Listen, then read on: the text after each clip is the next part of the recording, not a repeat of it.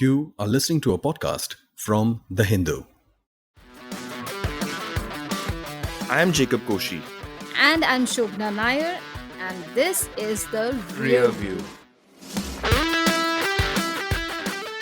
Here we dive into the history of things, events, discoveries, and inventions. Before we go ahead with the podcast, here's a recap from part 1. The reason, Jacob, we're starting from his death is because it is a mystery that has refused to die. He was a pre-World War One child, born at a time when Indians' consciousness as a nation was just about rising, when Delhi was not yet the capital. He was a very accomplished pianist and a violinist, I believe. And a brilliant painter also. He won the prestigious Adams Prize in physics, and he had actually very strong collaborations with Heisenberg. But what was his contribution to physics that he loved so much, so intensely? So he developed this important theoretical model known as Bhabha scattering. He felt the craving that India needed a center that worked for pure sciences, for physics, which can be made and Ultimately led to the creation of the TIFR, the Tata Institute of Fundamental Research. I just find it so hard to believe that he couldn't get money to pay Picasso. Was money the real issue over here? he attached so much importance that Bhabha convinced India's first Prime Minister, Jawaharlal Nehru, who we shall see in due course would be breaking several rules because of his proximity to Bhabha and letting Bhabha have his way in most things.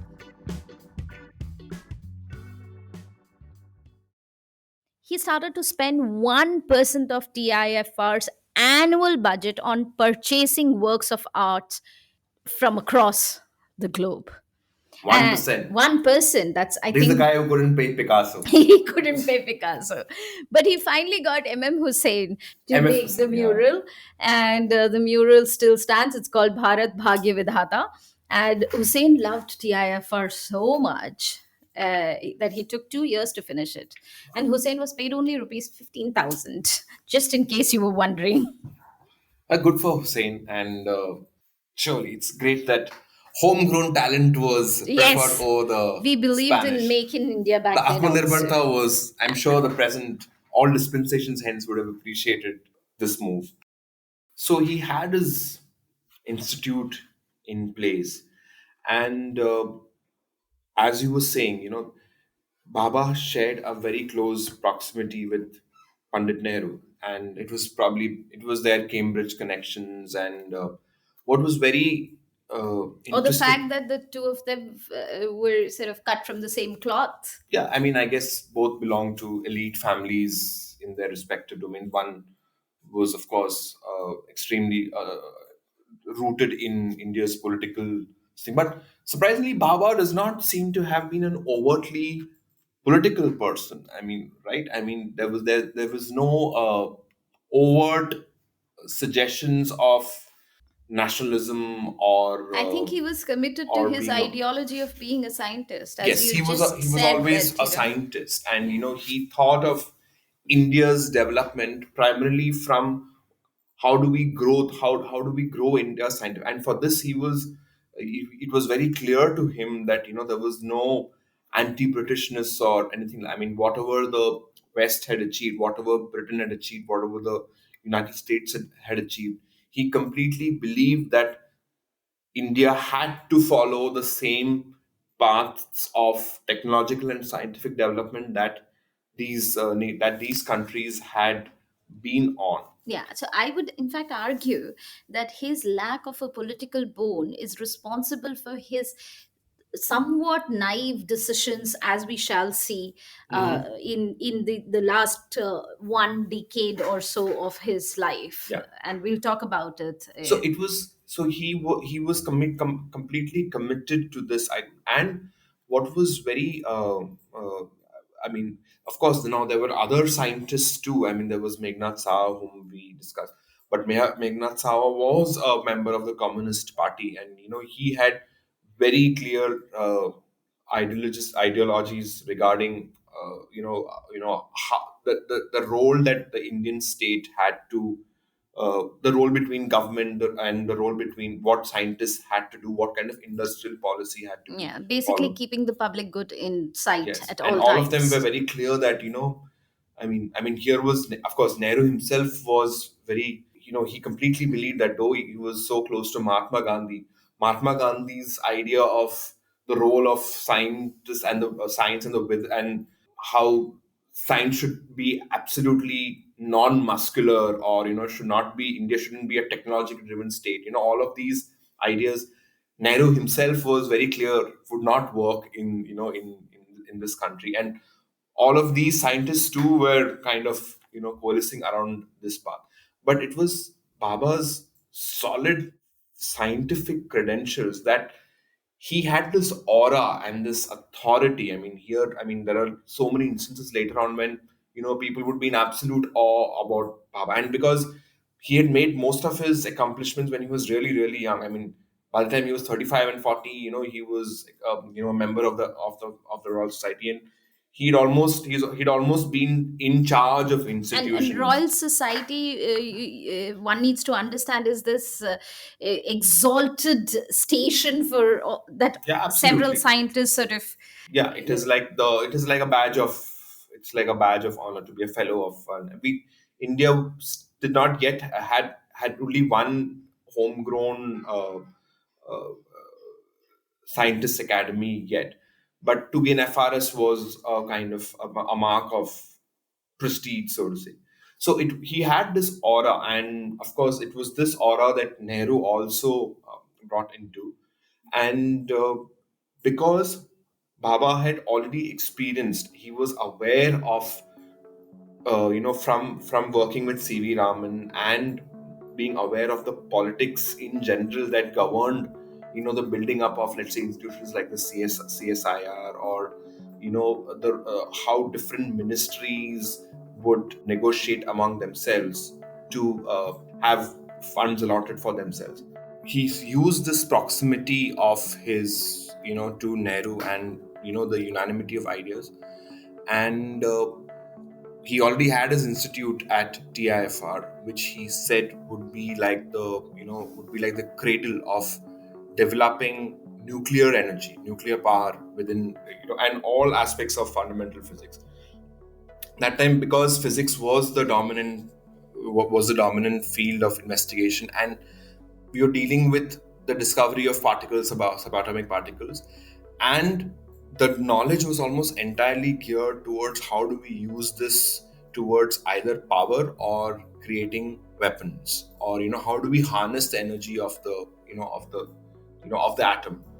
So when he finally impressed upon Nehru that India needed to establish an atomic energy body that later on became the Atomic Energy Commission, he kind of ensured or drew upon him that such a body had to be very different from other ministries or other institutes that were there, already in India. So he actually, the Atomic Energy Commission that first came was just a three-member committee. He chaired it, but it was effectively a two-person committee where there was Homi Bhabha, and Homi Bhabha just directly, just directly reported to Nehru. In fact, reporting also would have been an understatement, because Homi Bhabha just did, what he yeah, wanted. what he wished. He had a highway to the prime Procured minister's what he office. thought was necessary, and just bought it anyway. And he impressed upon Nehru this whole idea of secrecy, because the thing was, he has actually spoken about it in public at various occasions, because he realized that the whole idea of having nuclear power and developing nuclear energy was had strategic concerns. So if it could not be done in a way where several people would be discussing the same idea. And in fact, in the Atomic Energy Commission took decisions, and its associated body took decisions many times not even they and only Nehru, in fact, was only periodically told that Informed. informed rather that Yeah. these were And it had an independent secretariat. It was allotted 1 crore for over next 4 years to spend at their that would will. be a humongous amount. Amount way back in 1948. The fortnight that the atomic energy bill was passed in the parliament, in that fortnight, Nehru and Bhabha used to have dinner or tea together almost every other day. And here's where I want to bring Meghnad Saha, the one person who was extremely riled by the fact that he was not part of the Atomic Energy Commission was Meghnad Saha. In fact, it is said that in 1952, the first election, he fought as an independent just so that he thought that the Parliament will provide him the good perch to basically criticize the government, and he was very, very against the whole cloak of secrecy that In the fact, Atomic Energy Commission. he edited the very famous periodical called Science and Culture. In that there were these long debates, that criticized scientific policy in India and bemoaned the lack of transparency, in them. So there was always a hot and cold kind of relation, but they all did work together, and it was thanks to Bhabha that there was nearly unlimited funds available for the atomic energy body, and they could he could recruit the people he wanted. He would personally go out and go to the universities and sometimes lure people, prevent them, talented people or mathematicians or scientists, who would have pursued careers abroad. He would bring them and ensure them that convince them to stay and build up institutions like TFR. He collaborated directly with Canada, for instance, to get the CANDU reactor, which is the Canadian deuterium uranium reactor. Those were the first, those were the first early reactors that initially formed India's three-stage plan to produce nuclear power as well as have a weapons facility, on the side. The interesting thing about this is, other than also encouraging and mushrooming young talent, he also was a very good negotiator. I mean, for instance, when he went to the UK to get nuclear technology, because most of nuclear technology was in the hands of the United States as well as UK. When he went to Winston Churchill asking for absolutely unlimited access to certain components, but with the condition that there would be no safeguards. I mean, Churchill was first appalled. I mean, Churchill did not want India to have a nuclear program that was not supervised in some way by the, Yeah, knowing how well Churchill loved India, yeah. it's legendary. It is. But then he made a veiled threat to Churchill, saying that, if you do not give it to me, then I shall go and negotiate with the French. And it So it was, was basically for Churchill his hatred towards India and his hatred towards French. yeah. So obviously, And not more than that, because Churchill was very insistent that India be considered itself as part of the Commonwealth. So he used all these negotiating cards he pressed various buttons to. to negotiating cards to to get what he wanted. And of course, it was also because he was a well acknowledged scientist that he was able to have personal scientist rapport with the leading nuclear professionals of his time, whether it was in the United States or, and scientist interactions were far more freer, even then, Informal, and yeah. informal than now, where it is, now you're completely governed by the restrictions of, your government. I mean, you could information, I mean, there might be embargoes and there might be reluctances to share technology, but if you are in the circuit, you did get to know. And this is why, India made this very rapid progress, in the 50s, in terms of, being able to to develop enriched uranium reactors. to develop plutonium. I mean, the plutonium which was then, which could be then used for developing your weapons, your weapons program. But why I mentioned Meghnad Saha is that the 8 years from 1948, when the Atomic Energy Commission is legislated into existence, to up till his death in 1956, Meghnad Saha's death in 1956, unlike anyone else on the floor of the parliament, he knew what he was talking. Even Nehru sometimes struggled to answer the questions that he was raising, because obviously Nehru is no physicist, right?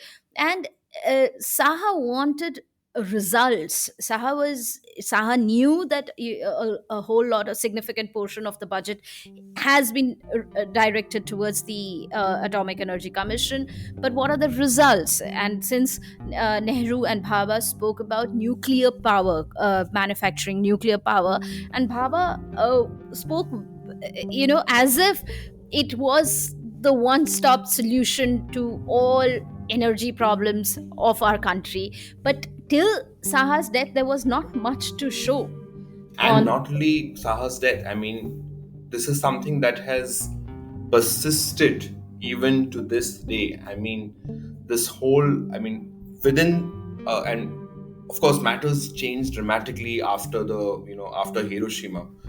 And there was always been a strain of thought regarding the uses of atomic power, and whether the and a discussion, and basically cost calculations, which basically suggested to many experts, I mean, that was it really feasible, or was it really viable to invest so much energy, so much funds, so much resources into nuclear Power power, generation. at what cost? So Bhabha's famous calculation in 1940, I believe in 1950s or 1955, was that by the 1980s, I mean, he envisioned a whole, a three-stage program, where we would have uranium reactors, and then, using that, you would have the fast breeder reactors, which would, which would use plutonium and thorium, and eventually in the third stage, where we would use thorium reactors. Thorium was this, was this mineral that is widely prevalent Available in in Kerala. Kerala, and this was something even the princely state of Kerala was already Wanted to sell it. wanted to sell it, and they Wanted were to in sell it to. negotiations with the US, with Yeah. And ev- Nehru was ready to send army to stop Travancore the from, Maharaja from. yeah, making the sale. But Um, yeah, so this three-stage program, this was like the original vision, and this vision is still bandied by the Department of Atomic where Energy. do we stand? Are we producing any nuclear power? Of course, we do. I mean, we're not But I that mean, terrible. how But significant is coming back it? to that, I mean, the question is that in 1950s, when Bhabha had said that by the 1980s, India would have 8,000 megawatts of nuclear power. This was by the 1980s, and today, that's the number we have, 8,000 megawatts in 2025. My God, By that is 2025, I mean, by Bhabha's and his subsequent predecessors, all of them said that, successes. successors, we would all, India would be, would have been drawing a majority of its power from nuclear power plants. And in fact, Bhabha made all these very elaborate calculations showing that, very soon, I mean, this was like in the 50s, nuclear power would be compatible with all other forms of, such as coal and, thermal plants, etc. Yeah, and if Baba was right, we will all be wearing Amitabh Bachchan style suits Yeah, we would with have been a. tube lights streaming through our clothes. But of course, he was much of very.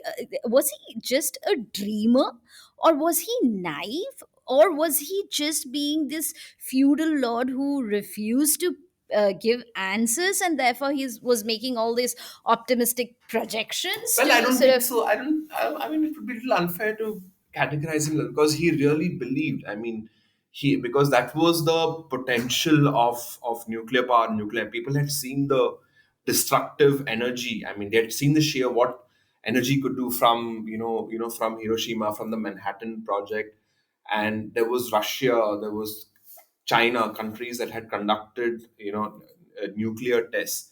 But ultimately, the lure, I mean, the appeal of nuclear power was that it was really actually hard to say. uh, it is known to everybody that when you produce nuclear power, you could either use it for destructive purposes as a nuclear deterrent, for as an instrument of war, or for producing power. It's the, as people have previous some people have said that it's like the uses of a kitchen knife. You could actually use Yeah, it in the way that you wanted it, to stab somebody, or you could or to cook food for for cook food. someone. So this classic dual use technology. Yeah. And Bhabha had all, actually, in fact, some of the arguments Bhabha had made was that if India were to have, it was necessary for India to have a sufficiently large nuclear stockpile as a deterrent. His reasoning was that if, and he had there were elaborate calculations for this, is that if you had about 100 or 150 atomic bombs, of a wide range of powers, of nuclear power of various kiloton ranges, it would be sufficient to act as a deterrent so much to, let's say, China. And I mean, Pakistan was not even in the consideration that time. Yeah, It yeah. would act as a deterrent to China. Yeah, but now we are jumping to the bomb. I just wanted to finish one point on the nuclear power aspect. I From Bakhtiar Dadaboy's biography, he mentions that for nuclear reactors to offset the huge capital costs of construction, they must have capacity to generate at least 500 to 600 megawatt of power. But at the time that Bhabha was building nuclear reactors, and he built, I think, three nuclear reactors in his lifetime: Tarapur, Apsara, and Cyrus, I think. Cirrus. Yeah, CIRUS. Indian built plants produced only 150 to 200 megawatt because we feared difficulties of building and running bigger facilities. And this proved to be a major economic handicap to nuclear power. And Bhabha also erred when he assumed that the plants would be operated at 80% load factors, but based his cost estimates on this optimistic expectation. In reality, the performance was closer to 40%, the lowest in the world, and well below the levels where nuclear power could be economically competitive with conventional fossil fuels. Of course, that time, to be fair, there was no discussion on global warming and carbon dioxide emissions. In fact, one of the new use cases that people have for the necessity of nuclear power is that it is zero emissions, and probably that makes it more amenable, as a calculation. But then Bhabha also never discussed nuclear waste. Where do you go and bury all of this spent research? But He was ultimately, it waiting was for all. Elon Musk to come to cut it all off to But Mars. in the larger scheme, actually, this wouldn't have been a problem because the use of thorium would have actually eliminated much of the concerns around this thing. But breeder reactors have always faced challenges. They are like technology which is extremely hard to master. And Let's start talking about the nuclear bomb and yeah, what did Bhabha sort of where did Bhabha stand? One, on the nuclear bomb. Second, on how hard did he try? Because in his lifetime he wasn't successful. Did you think again he was a little too optimistic about his estimation as to when the nuclear bomb would be ready? so going back, as we were just discussing, when his plan of nuclear deterrence was that if you had a arsenal of a certain category, it could actually save expenditure towards your conventional army. I mean, he believed that going by calculations of that time, that the future wars would primarily be based on the on countries possessing nuclear arsenal, and not basically just be premised on huge land based armies, you know going about their invasions. So he actually believed that instead of he believed that it was more worthwhile to cut out defense, to reduce defense budgets for the army, and use that instead for for creating a nuclear arsenal, which would then be an effective deterrent. So, but of course, which army, or we had our own defense establishment. In fact, he wanted to keep the bomb separate away from from the nuclear people, from the nuclear folks, because of concerns that once a military got hold of nuclear technology, then it would no longer be controlled by the scientists. Yeah, it is actually very, very ironical that in the whole debate on construction of nuclear bomb in India, especially, was actually caught between this two contesting theories. On one hand, Nehru, standing on the global platform, advocates for disarmament, and he speaks about he is a peacenik. But towards 1955, 56, 57, in fact in 1957, in a intervention in Lok Sabha, he made this claim that India is not interested in making an atom bomb, and but he had kept a window open. He was getting very ambiguous in his No stance. first use, Yeah, and with caveats to that. yeah, he was bringing in a lot of caveats, and in fact he said that if we were to talk about nuclear disarmament, we have to talk from a position of strength. So in 1958, just a year after his Lok Sabha intervention, he in fact told Bhabha to start what was called the um, Project Phoenix, to recover bomb grade plutonium from the reactor Cyrus. Why this was also very significant was China, and let's say countries like China and Russia, or even in fact all of the previous establishments, they all prioritized nuclear weaponization first. But it was India that it said that it would be going about developing nuclear power in the right way. That is why Bhabha prioritized uh, having an institution like TIFR have trained scientists who were as good at in the 15th early 60s. They were as competent as scientists even in the United States, even in the United Kingdom, to be able to work on the nuclear available nuclear tech of that time. So their India's plan was to build these simultaneously. That is to also undergo to build capabilities in nuclear power, you know f- from understanding the theory, and also simultaneously make itself secure in terms of weapons. And but eventually over time it was actually the weapons that has predominated India's nuclear establishment, and this whole culture of secrecy, which actually Bhabha pioneered to in fact to speed up processes, to keep itself free from I mean, this has actually become a built-in bug as far as the DAE structure is concerned.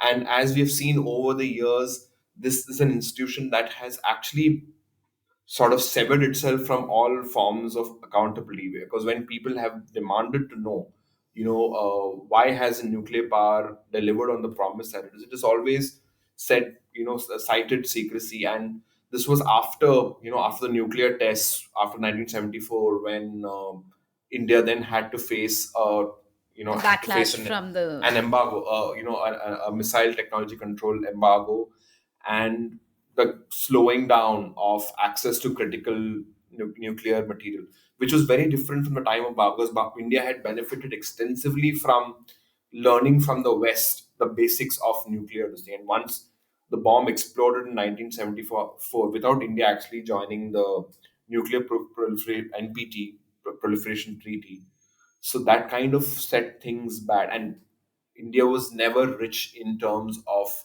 uranium reserves, and this is why this was known during Baba's time too, and which is but we still decided to go for a we still thought a thorium based program would be great for us, but that has never happened. That has never happened, and it is because of, despite all of these hiccups, it is actually the weaponization program that sustains the DA in some way and keeps it come out kind of away from public Insulated from the scrutiny. public eye. And changes really happened only after I mean, even following the 1998 tests. It was only after the Indo-US nuclear deal that the first, it took all the way till Manmohan Singh, that the first changes between the India and US as far as access to technology was concerned could be made. But we know that even that is barely made any progress till now, and the DA always keeps setting itself newer and Newer newer targets and decline. Now we've come back to the small reactors, which Saha had once, I believe, argued that it was, rather than having huge reactors, better make smaller ones, but probably in a different. so, in 1961, the race for the nuclear bomb had intensified. Baba had been going around telling the world that all we need is 15 months. We'll have enough nuclear weapon grade plutonium. But in 61, when Nehru actually learned that the Chinese were close to testing their first atomic device, he told Bhabha to speed up the process for peaceful nuclear explosion. Mm, and then comes the 1962 disastrous war. Even after the war, Baba tells Nehru the same thing. All I need is 15 months. He goes to London. He says the same thing, that I don't have the political nod, but I just need 15 months. And by the way, the process of getting the nuclear grade plutonium had started with Cirrus. Now, he was all said and done. I do find Bhabha a little far too, I mean, very bragful person. Boastful. Very boastful person, because after Nehru's death, when he lost his access to the prime minister's office, And uh, Shastri was totally against the yeah, Shastri was totally against. nuclear power for weapons purposes. Do you know what Bhabha did? So on 16th October 1964, China did its first test. 8 days later, Bhabha goes to All India Radio uh, and delivers a speech to mark the United Nations Day. Now, here Bhava basically talks about the deterrent effect that you just spoke about of an atom bomb. But this speech is actually better known for his exaggerated claims on how cheap the nuclear weapons are. If going by his claims, apparently at that time, just for 17 lakh rupees, you could make one. It was one of his claims. And this speech was basically he was trying to push the government that was no longer listening to him behind closed doors. So he went out in the open to push the government in the direction where he wanted them. And it worked. It had desired impact, because just a few days later, Lok Sabha, there was a full discussion. Bhabha was summoned by Shastri. Shastri met Bhabha, and in Lok Sabha, a Jan Sangh MP, based on his speech, moved a motion asking for why the government is delaying bringing about a nuclear bomb. And it is this Jansang MP whom now the current BJP dispensation says that it was we who Yeah, who who stressed the importance of the 1998 nuclear test in the second nuclear test in.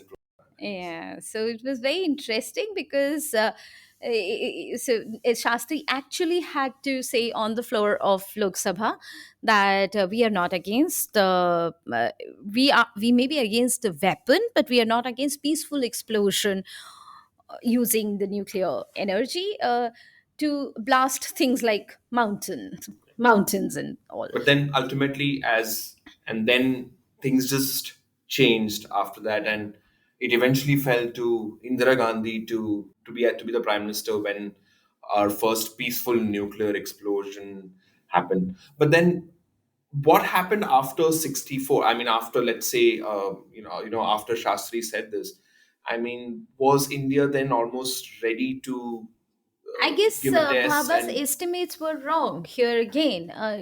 Like it was wrong when it comes to nuclear power. He was just an optimist who believed that India, he could bring about, he had got the political nod, but I don't But think he could soon meet the later deadline. on, Shastri died. I mean, Shastri, so does Bhabha, so does Bhabha in 64, in matter of not, less than 2 years so it was, from. I guess it was this uncertainty period. So maybe India had, had made sufficient progress. And because the point is, we don't know a lot of this because Yes. thanks to the way things work. I mean, in fact, one more thing that we didn't mention about how the DA worked was many of the orders were verbal instructions. They would literally just give three men in a committee would just meet and say, okay, you do this, you do that.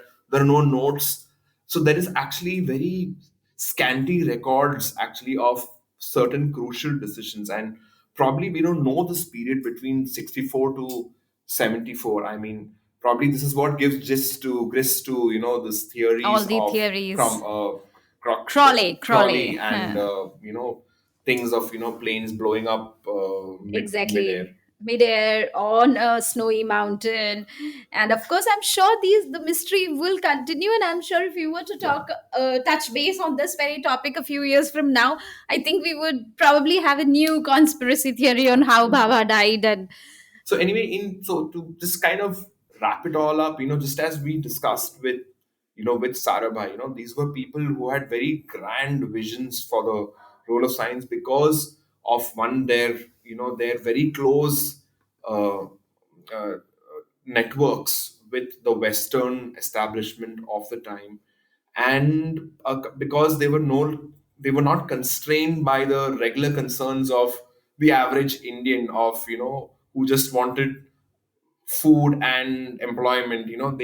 They had the privilege to dream really big, and they believed that their visions superseded lots of practical realities. The same could be said about Vikram Sarabhai too, in terms of some of his plans of what he actually wanted satellites in space to do in in a still poverty hit India. So in retrospect, I mean, Bhabha was great. He set up this establishment, and this is an establishment that still lives today. But it is the DA has never been as shiny as, let's say, the Indian Space Research Organization, which, to be fair, they actually really came into their own only after the 2000s in the public imagination, because that's when they started sending satellites very regularly, and and they had different missions where it is possible for a country to claim greatness just by the launch of the rockets. If only India had surplus power and energy, we would probably be singing.